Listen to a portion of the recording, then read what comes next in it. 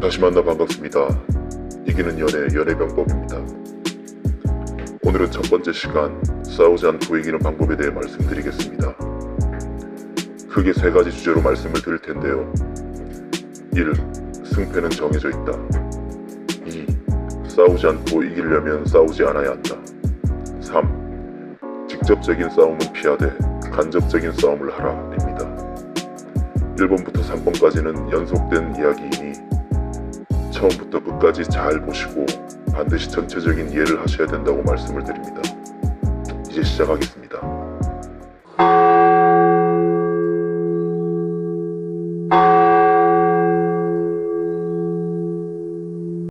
질문을 드리겠습니다. 당신은 상대방을 이길 수 있는 사람입니까? 우리는 살면서 만나는 다양한 상대가 싸우기도 전에 얼마나 강한지 또는 약한지를 직관적으로 알고 있습니다. 물리적 싸움이라고 한다면 덩치나 인상, 그리고 취하고 있는 포즈 등으로 알 수 있고, 국가 간의 전쟁이라고 한다면 군사력과 국력으로 승패 예측이 가능합니다. 연애 또한 마찬가지입니다. 나와 상대방이 가지고 있는 힘의 차이가 이미 승패를 말해줍니다. 연애에서의 힘은 서로가 가진 상황, 타고난 환경, 약점과 강점 등을 자세히 들여다보면 누가 더 약한지 강한지를 생각보다 쉽게 알 수 있습니다. 이러한 작업은 상대방을 더욱 꿰뚫어보고 미리 액션을 취할 수 있는 순발력을 길러주기도 하고, 같은 상황 속에서도 매우 초연하게 버틸 수 있는 힘이 되기도 합니다. 그래서 당신이 만약 지고 있다면 상대방이 가진 힘을 파악하는 것이 가장 중요하고, 그 힘을 이길 만한 힘이 내게 없다면 지는 것은 당연히 여겨야 합니다. 그렇다면 제가 추천드리는 방법은 무엇일까요? 바로 이길 수 있는 상대를 골라 연애하는 것입니다. 이것은 매우 현명합니다. 약점이 강한 상대나 선천적으로 불리한 여건을 가진 상대방을 선택하고 만나는 것입니다. 그렇게 하면서 힘에 대한 이해도를 높이고 주도와 지배의 감각을 키우는 것을 권해드립니다. 그렇지 않고서 계속해서 지는 연애를 하다 보면 이기는 것에 대한 이해 자체가 없기 때문에 이길 수 있는 상황도 이기지 못하고 패배할 수 있습니다. 다시 말씀드리지만 이것은 야비한 것이 아니라 현명한 것이며, 연애를 가벼이 여기는 것이 아니라 경험을 중요시 여기는 것입니다.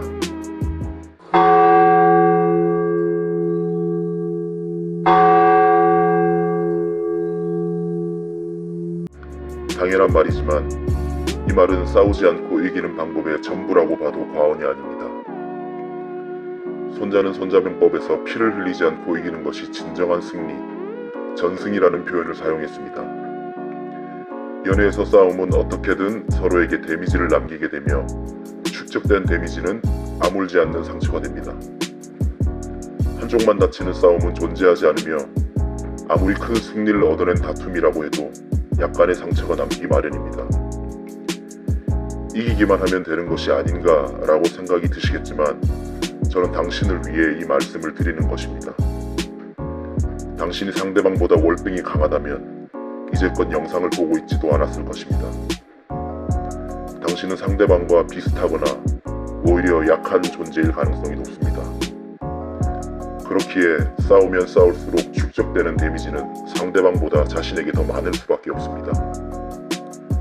매번 아쉬운 소리를 하며 구걸하고 호소하는 당신의 기본 뼈대를 바꾸기 위해서는 이제부터 싸움을 멈추시기 바랍니다. 사소한 것으로도 시비하지 말고 자주 서운해하지도 마십시오. 이것은 참으라는 말이 아니라 강해지라는 말씀을 드리는 것입니다. 그렇게 조금씩 힘을 키워가십시오. 싸움이 적어질수록 기울었던 저울은 다시금 평행을 찾게 됩니다. 이제 아시겠습니까?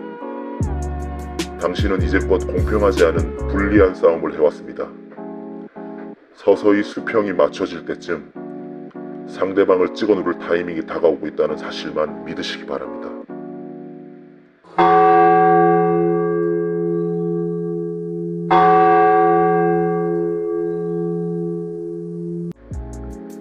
직접적인 싸움과 간접적인 싸움에 대해 얼마만큼 이해하고 있느냐에 따라 연애를 캐리할 수도 질질 끌려다닐 수도 있습니다. 직접적인 공격이나 싸움은 앞서 말했듯이 나에게 더욱 불리하게 작용할 수 있습니다. 그렇기 때문에 최대한 마찰을 피하면서 상대방을 고립시키는 전략을 구사하는 것이 매우 중요합니다. 물론 고립이라고 해서 상대방이 남과 만나는 것, 사회생활을 하는 것, 소비 등을 제한할 수는 없겠죠. 하지만 그것보다 더 잔혹한 것은 감정적 고립 상태가 이르도록 환경을 구축하는 것입니다. 고립이라는 것은 갇혀있다는 말인데요. 상대방은 감정을 나에게 표출함으로써 자신을 고립 상태에서 해방하고 나에게 데미지를 가합니다. 바꿔 말해 나에게 감정을 표출하는 것을 어떤 식으로든 막음으로써 상대방을 감정 고립 상태로 만들 수 있습니다. 예를 들어 싸움이 일어나려고 할 때 인위적으로 바쁜 스케줄을 만들어 자연스레 상황에서 빠져나온다든지 연락을 자주 하지 않는 식입니다. 약간 더 직선적인 방법은 싸우기 싫다는 뜻을 전하는 겁니다. 이때 중요한 점은 상대방이 아무리 감정을 호소해도 감정으로 대응하지 않고 이성적으로 대응하는 것입니다. 예를 들면 싸우지 말아야 될 이유를 설명한다든지 무엇 때문에 화가 났는지 알게 되었다 라고 인식 정도로만 대응함으로써 상대가 파놓은 감정의 트랩을 밟지 않는 것입니다.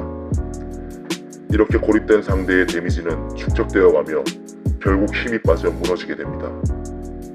힘이 서서히 빠지기 때문에 잘 티가 나지 않을 수도 있지만 고립 상태가 강하면 강할수록 상대방은 더욱 빠른 속도로 무너지는 것을 볼 수 있습니다. 참고로 어떤 이들은 상대방이 떠날 것에 대해 걱정한 나머지 다시금 끌려다니는 상태로 돌아가게 되는데 걱정 말고 이대로 해보시기 바랍니다. 상대방보다 자신을 먼저 걱정하라고 조언을 드리면서 마무리 짓겠습니다. 다음 시간에는 이기는 연애의 핵심, 계획에 대해 말씀드리겠습니다. 끝으로 연애로 고통받고 있는 소중한 친구가 주위에 있다면 이 영상을 공유해 주시면 감사하겠습니다. 이상 연애병법이었습니다.